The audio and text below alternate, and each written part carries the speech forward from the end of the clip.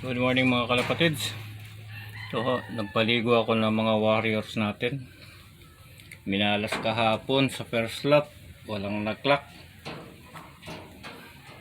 kasi nagbisi sa trabaho. So, naglinis ng kulungan, lahat nilinis na para di mga tipi. Hirap kasi inabutan ng sipon yung mga ibon, kaya parang humina yung resistensya. Yung mga kaibigan, kung anong may sasuggest nyo, comment lang po kayo sa natin para tulong na rin sa akin para maayos ko yung mga ibon, yung kondisyon.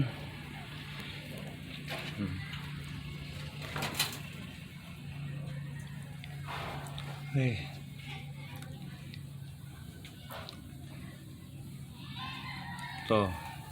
isa to sa na-cut off, kauwi lang kanina.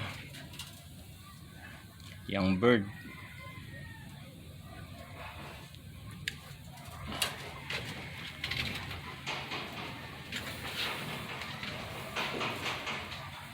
Lahat po yan.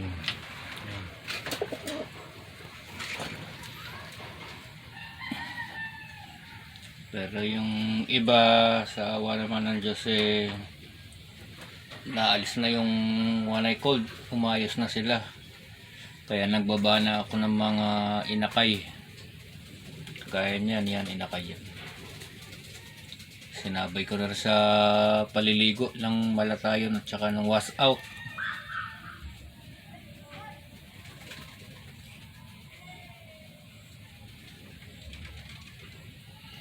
Ay, magastos na, mahirap pa. Tapos matatamaan ka pa ng sakit, lalong lumalaki yung gastos.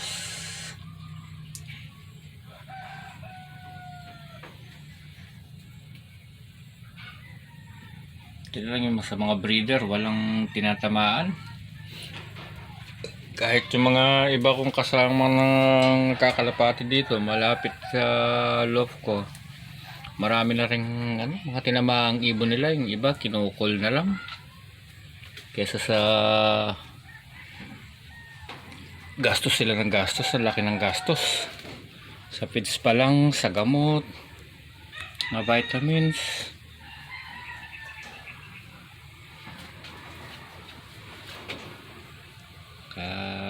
Naka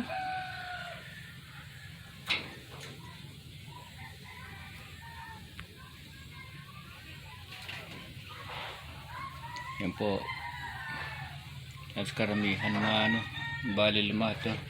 Ito yung isa sa na-cut off yan.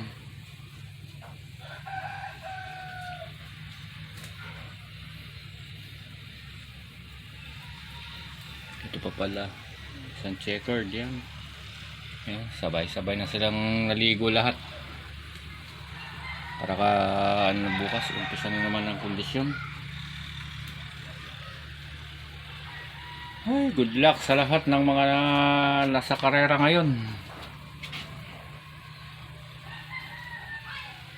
Nakahirap na karera. May mga stickers, oh. Yung iba binaklas ko na.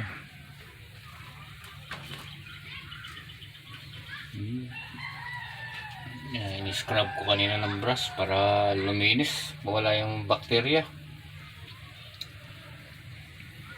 Okay mga kalapatids, comment na lang po kung anong magandang igamot sa one eye cold para makahabol.